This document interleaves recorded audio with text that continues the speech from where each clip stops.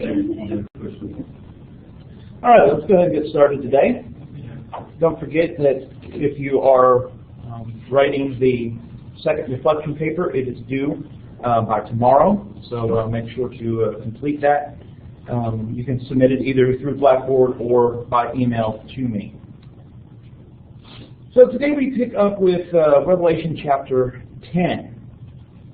And once we get into chapter 10, we're kind of in the beginning here now of this intermediate section between the 6th trumpet and the 7th trumpet, which will be sounded in chapter 11. Here, there are a couple of things to note, because we've already talked about how there's that similarity in the pattern between the trumpets, or the seals, and the trumpets. And obviously there are the similarity here with the pause between them. But between the 6th and 7th seal, the pause was to protect the saints. You remember back to chapter 7, the saints were being sealed. Between the 6th and 7th trumpet, however, it's slightly different. It's not about protection. There's something sweet about it and something bitter about it. And that's reflected in the book that John will eat. And obviously, the visions that John sees in chapter 10 and most of chapter 11 are much larger in description than what we saw in chapter 7. So before we get too far into the class today, let's go ahead and read. If somebody would read, well, I guess the breaks at 7 is a good break. So 1 through 7 and then 8 through 11. 1 through 7 and then 8 through 11, please. Then I saw another mighty angel coming down from heaven, wrapped in a cloud with a rainbow over his head, and his face was like the sun, and his legs like pillars of fire. He had a little scroll open in his hand, and he set his right foot on the sea and his left foot on the land, and called out with a loud voice like a lion roaring. When he called out, the 7 thunders sounded. And when the 7 thunders had sounded, I was about to write, but I heard a voice from heaven saying, "Seal up what the 7 thunders have said, and do not write it down." And the angel whom I saw standing on the sea and on the land raised his right hand to heaven, and swore by him who lives forever and ever, who created heaven and what is in it, the earth and what is in it, and the sea and what is in it, that there would be no more delay, but that in the days of the trumpet call to be sounded by the 7th angel, the mystery of God would be fulfilled, just as he announced to his servants and the prophets. In the voice which I heard from heaven, I heard again speaking with me and saying, "Go take the book that is open in the hand of the angel who stands on the sea and on the land." So I went to the angel, telling him to give me the little book. And he said to me, "Take it and eat it. It will make your stomach bitter, but in your mouth it will be sweet as honey." I took the little book out of the angel's hand and ate it, and in my mouth it was sweet as honey. And when I had eaten it, my stomach was made bitter. And they said to me, "You must prophesy again concerning many peoples and nations and tongues and kings." So chapter 7 serves as chapter 10 serves as kind of a break between the 6th and 7th trumpet, but it's also kind of a recommissioning of John, so to speak. Right? He's after eating the book, he's told, again, you will prophesy about some other things. And so there's kind of a pause here between what's been going on, but also kind of a recommitment of what John is doing. And it all starts off with John seeing another mighty angel. Now, if you remember back a couple chapters, chapter 5, when we first saw a scroll or a book in this storyline, a mighty angel at that time had called out. Particularly the time in chapter 5, it was who is worthy to open the seals on that scroll. So here too, we're kind of making this connection between what's going on in chapter 10 and what's going on in chapter 5. But there are some important differences besides those similarities. We'll also see another angel identified as a strong angel, or mighty angel, depending on your translation, again in chapter 18, verse 21. In that case, it's not about a scroll, but he'll be picking up a huge stone to demonstrate the fall of Babylon. So we have here 3 times where angels are identified as strong, while most of the rest of the angels are not. They're just referred to as angels. What's the purpose then of referencing this angel as a mighty angel?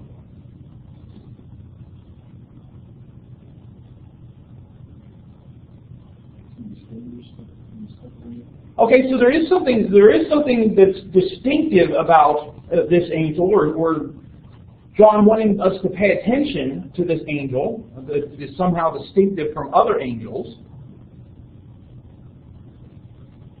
What else identify? I mean, aren't all angels mighty in a sense? I mean, the number one thing angels had to say whenever they appeared to anybody was, "Do not be afraid," right? So there's something mighty, terrifying, and mighty and terrifying about angels. Could it just be out of maybe reverence or respect? Okay, it may be suggestive of some sort of honor or respect. Certainly there's some things that are in the angel's appearance, some other things like that that might be reflected in that calling the angel a mighty angel or a strong angel. Would this angel have been given some authority even over the angels? Perhaps. I mean, one thing that we could suggest is maybe he's representative of a different class of angel. I mean, only one angel is referred to as an archangel in Scripture, and that's Michael. But are there others? Well, we don't know, but maybe there's a specific class of angels, and that's what's reflected in this mighty angel. So it might be something about the angel, but of course a lot of Revelation, when it's describing things, is describing things symbolically. So perhaps it's more not about the specific angel as much as it is about the message, especially to kind of contrast this mighty angel with this little scroll, right? It's kind of like there's something, just kind of visualizing like this huge colossus of an angel, right? And this teeny little scroll in his left hand, right? And so the size differential there is maybe part of it as well. This vision of John seeing a mighty angel is also different because we kind of experienced a shift in location. When John sees the mighty angel in chapter 5, he is where? Where's John in chapter 5? He's in heaven, right, in the throne room. And that's where it appears most of the case where John's been that entire time. He's been in the throne room. He's been in heaven. But now he sees an angel descending from heaven. So it's kind of like he has switched positions already. He was in heaven, now he's transported to earth to see what's coming. This angel, this mighty angel, is described as being wrapped in a cloud. Whether or not he has any additional clothing on or not, he is kind of wrapped in a cloud. Now, in previous passages in Revelation, passages in the Old Testament, a lot of cloud imagery is usually related to God or Christ. God and the Son of Man are spoken of as coming with the clouds or coming on the clouds, usually in the connection of judgment. Jesus ascends to heaven and he's obscured by a cloud. In chapter 1, John says, "Behold, he is coming with the clouds, and every eye shall see him." So, is there something special about this angel being wrapped in a cloud that's connected with those other passages that are largely about God and Jesus? But exactly what the cloud imagery is, I don't know exactly. Furthermore, it also seems kind of weird that he has a rainbow over his head. Again, try to get that image in your head of an angel wearing a cloud, rainbow over his head. Really, really strange. Plus, the other thing, his face is like the sun. He's got legs that are pillars of fire, that kind of thing. Another thing to note about this is that although a lot of translations will say with a rainbow over his head, the definite article is there, with the rainbow over his head. What's the rainbow? I mean, I can understand, okay, a rainbow, right? But by saying the rainbow, what do you think is being communicated? to us. Okay, so, I mean, obviously when we think of a rainbow in general, in a biblical sense, we're thinking of God's covenant, particularly with Noah. What else might be suggested here as well? Or other times you can think of rainbows in Scripture. Earlier in Revelation, it talks about how there was a rainbow. Yeah, so we've already seen this kind of rainbow around the throne. So again, this seems to be like there's something special about this angel that's connected with God. And that might be furthered as well in, if we take a look at Ezekiel chapter 1. Let's flip over to Ezekiel chapter 1. It's just another passage kind of reinforcing this connection between the rainbow and God.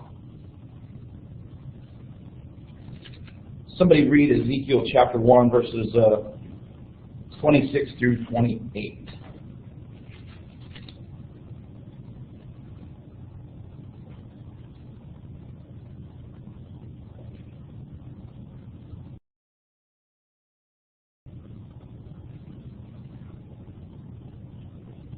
One, two, three, go.